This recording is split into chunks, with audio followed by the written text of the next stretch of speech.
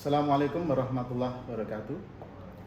Sahabat dan sobat IndiHome yang saya cintai dimanapun berada, juga seluruh karyawan-karyawati Telkom Group, khususnya di Telkom Retail Surabaya Selatan yang saya cintai dan saya banggakan.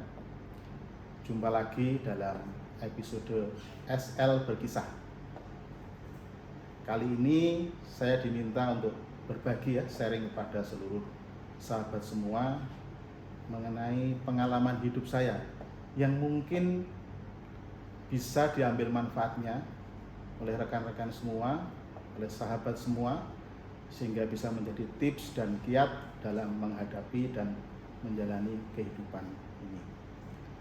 Sebelumnya, marilah kita panjatkan puji syukur kita kepada Allah Subhanahu wa Ta'ala yang telah banyak memberikan kenikmatan kepada kita semua yang tak terhitung jumlahnya, termasuk sampai dengan detik ini kita masih bisa menjalankan ibadah puasa Ramadan yang insya Allah bisa dicatat sebagai amal ibadah kita dan diterima oleh Allah Subhanahu wa Ta'ala.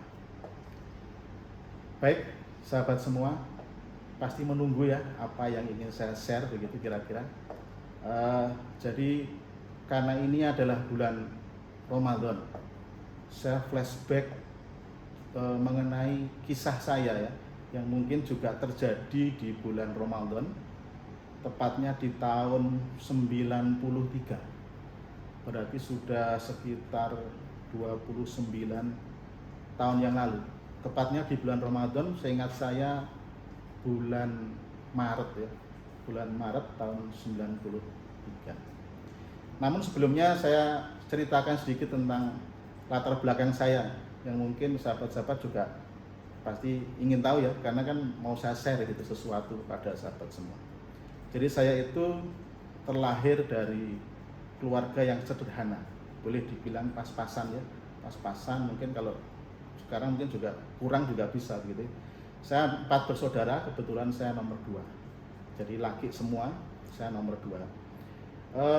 Karena dari keluarga yang pas-pasan, sebenarnya saya sejak kecil itu sudah mandiri ya. Mungkin saya SMP itu sudah cari duit sendiri gitu ya. Saya pernah jualan koran tuh pernah gitu ya. Sampai dengan kuliah, ya, itu nanti yang saya ceritakan di tahun 93 itu. Tahun 90 saya kuliah. Jadi kalau alhamdulillah ya, kalau keluarga saya, kakak saya itu lulusan jurusannya informatika. Saya elektro, kemudian adik saya itu mesin, adik saya yang paling kecil informatika. Nah, tapi ini yang mau saya ceritakan, pengalaman hidup saya. Jadi salah satu yang saya ingat dari orang tua, pesan dari ayah saya itu, ayo kalian harus menuntut ilmu, harus terus belajar setinggi mungkin. Karena untuk sukses itu kamu harus menguasai ilmu dalam bidang apapun. Itu salah satu pesan dari orang tua saya, dan itu memang saya pegang. Pada saat saya kuliah itu pun sebenarnya saya banyak menghadapi banyak kesulitan ya, karena memang kalau orang tua itu pokoknya kuliah gitu, tapi kirimannya itu kadang ada kadang tidak gitu ya. Jadi karena saya sudah tahu, sejak kakak saya juga begitu, saya harus sudah mau saset di dalam pikiran saya harus menjadi orang yang berhasil. Kadang dikirimi, kadang tidak, nggak penting bagi saya, tetapi tekad yang kuat itu penting. Jadi sudah saya tanamkan dalam pikiran saya harus lulus sarjana. Dalam perjalanannya, meskipun saya tidak ada duit begitu, ada saja yang membantu. Ya, teman kos saya ingat namanya Mbak Titi, itu dia dari Indofood ya. Saya tahu saya kesulitan keuangan gitu, dia bisa pinjami saya. Waktu itu saya ingat uang 1 juta, dan itu saya pakai usaha untuk jualan setir mobil dari kayu yang saya ambil waktu itu dari kota Pasuruan ya, kota Pasuruan di Jawa Timur. Jadi kebetulan saya kuliah di Undip Semarang ya, saya tahun 90. Dan kenapa ini tahun 93? Ini ada kaitannya dengan sejak tahun 93 itu sebenarnya saya baru punya cita-cita pengen menjadi pegawai Telkom. Yang sebelumnya saya tidak ada pikiran menjadi pegawai Telkom. Semasa kuliah, ya karena tadi saya punya semangat untuk terus belajar dan harus sukses. Secara finansial saya sudah punya penghasilan. Ya, saya bikin teman-teman sama teman-teman itu bikin tempat les ya, tempat les untuk anak-anak SD, SMP, SMA. Kemudian saya juga buka tempat servis untuk komputer dan printer waktu itu. Dan yang terakhir waktu itu saya jualan setir mobil. Nah, saya jualan setir mobil itu hanya di 2 perusahaan. Satu di PT Telkom, 2-nya di PLN. Nah, itu kantornya Telkom kalau di Semarang itu di Jalan Pahlawan. Jadi salah satu gedung yang megah itu di Jalan Pahlawan, di Semarang itu banyak PT Telkom. Nah, tahun 93 ya, di bulan Maret itu pas saat mulai puasa itu bulan Ramadan, saya itu jualan setir mobil kayu ke Telkom dan PLN. Saya biasanya masukkan di koperasi ya, koperasi pegawai Telkom. Kebetulan dari 2 koperasi yang saya masukkan, Telkom dan PLN ini, yang sering membayar lunas itu karyawan Telkom.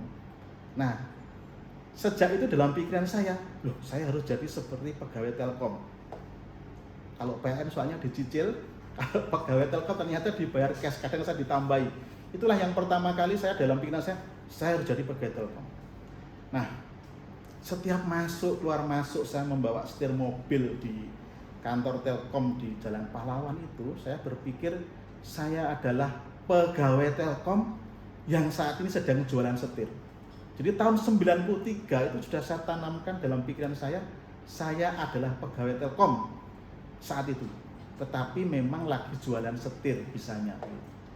Itu berkali-kali masuk dalam pikiran saya ulang terus. Saya lulus tahun 95. Saya keterima Telkom atau tidak? Ternyata tidak, sahabat. Jadi lulus 95 itu saya memang buat lamaran hanya 2 ya. Satu ke PT Telkom, satunya ke PT Indosat. Tetapi pada saat saya masih belum lulus itu, saya sudah dites oleh Astra dan saya sudah diterima di Astra. Sehingga pada saat saya lulus, saya sudah langsung keterima di Astra. Saya ditempatkan di Sunter ya, saya di pabrik Toyota yang ada di Sunter, dan waktu itu saya ditempatkan di Design Engineering itu tahun 95. Tetapi lamaran ke Telkom itu sudah saya kirimkan. Memang saya dapat balasan waktu itu belum ada lowongan, belum ada formasi, sehingga ya sudah, karena saya sudah bekerja di Toyota Astra, ya saya tidak ingat lagi Telkom. Tetapi tahun 93 itu sudah sampai dengan lulus itu saya sudah berkali-kali saya masukkan dalam pikiran saya adalah pegawai Telkom. Tetapi saat itu jualan setir mobil. Ya memang setirnya ternyata masuk saya di Toyota ya, karena setir mungkin ada katanya dengan mobil itu, jadi masuk di Toyota. Tahun 97 ternyata ada surat panggilan, saya diminta tes ke PT Telkom. Nah, artinya 2 tahun kemudian setelah saya lulus, saya dapat panggilan tes dari Telkom dan saya ikuti terus tahapan demi tahapannya sampai dengan lulus. Nah, pelajarannya apa, sahabat? Ternyata ya, diri kita itu sesungguhnya adalah sisa pemikiran kita masa lalu. Tetapi pemikiran masa lalu ataupun pemikiran sekarang terhadap apapun kesuksesan yang akan kita raih itu harus diyakini menjadi belief system. Jadi kalau kita iman kepada Allah Subhanahu wa taala, itu juga harusnya memiliki keyakinan yang tinggi terhadap sesuatu yang kita impikan, terhadap sesuatu yang kita cita-citakan. Nah, ini kejadian sungguh-sungguh, dan kebetulan sebelumnya saya sempat ketemu dengan saudara bapak saya waktu itu. Bapak saya itu orang Bali ya, orang Bali. Saya sempat ketemu, kebetulan saudara bapak saya ini sempat cerita tentang Gunung Agung ya, toko buku Gunung Agung. Jadi toko buku Gunung Agung ini dimiliki oleh orang Bali ya, namanya anak Mas Agung. Itu sebelum mungkin tahun 91 atau tahun 90 mungkin ya, saya dapat cerita bahwa anak Mas Agung itu awalnya adalah seorang sales buku. Kemudian setiap hari dia tuh selalu lewat di gedung di daerah Kuitang ya, kalau di Senen Jakarta Pusat sana. Dia lewat ke sana, Itu di situ ada sebuah rumah milik orang Belanda, Nah, setiap si anak Mas Agung ini melewati rumah orang Belanda itu, karena memang tempatnya strategis, dia selalu meletakkan buku-bukunya di depan pagarnya orang Belanda itu, dan dia membayangkan seolah-olah itu adalah toko bukunya. Itu setiap hari seperti itu. Dia seperti orang, mungkin orang lain menganggap itu orang gila gitu, ditaruh kemudian dia seolah-olah menjadi pemiliknya, menawarkan sesuatu kemudian dibawa lagi, dan seterusnya setiap hari. Nah, ternyata apa yang dilakukan oleh anak Mas Agung itu diamati oleh kedua orang Belanda tadi itu. Itu setiap hari kok ada orang yang lewat selalu berhenti, kemudian seolah bergaya-gaya seperti pemilik, kemudian berjalan lagi, pulang dia berhenti lagi, seperti itu setiap hari. Nah, terjadi kebetulan. Jadi program pikiran yang positif, program pikiran yang memiliki keyakinan yang tinggi, itu ternyata mengirimkan vibrasi kepada orang lain. Nah, dilalah itu terjadi, kebetulan itu terjadi. Kedua orang Belanda tadi, suami istri itu mau menjual rumahnya karena dia harus kembali ke Nederland begitu. Nah, suaminya cerita pada istrinya, "Mah, ini rumah mau kita jual karena kita harus balik ke Belanda. Kapan? Kepada siapa ini kita jual?" Nah, karena si istrinya tadi sering melihat tingkah pola anak Mas Agung, dia gini, "Pak, coba kita tawarkan pada orang yang selalu bergaya seperti pemilik dan penjual buku di depan rumah kita itu." Nah, akhirnya kedua suami istri itu nyegat anak Mas Agung ya pada saat dia berangkat mau jualan sales buku. Nah, di situ ditawari untuk membeli rumah itu. Nah, kira-kira anak Mas Agung punya uang enggak? Nah, enggak punya. Anak Mas Agung enggak punya. Tetapi dia bercerita, "Loh, kenapa sih kamu setiap hari seperti itu?" "Ya, saya itu pengen memiliki gedung ini menjadi toko buku saya. Jadi saya memimpikan, saya memprogram pikiran saya seolah-olah di hari itu, di saat itu saya adalah pemilik gedung yang akan dijadikan sebagai toko buku." Nah, karena kasihan, akhirnya kedua suami Belanda itu membolehkan rumah itu untuk dimiliki oleh anak Mas Agung dan boleh mencicil sampai dengan lunas. Itu salah satu juga inspirasi bagi saya pada saat saya menjual setir mobil di kantor Telkom. Walaupun saat itu saya bukan pegawai Telkom, tetapi tahun 93 saya sudah pikirkan bahwa saya adalah pegawai Telkom. Nah, itu sahabat semua, artinya change your mind, change your life. Jadi kalau Anda mau merubah pikiran Anda dengan vibrasi yang positif, insya Allah bisa tercapai. Itu salah satu hal yang saya sharingkan kepada sobat dan sahabat IndiHome semua dimanapun berada.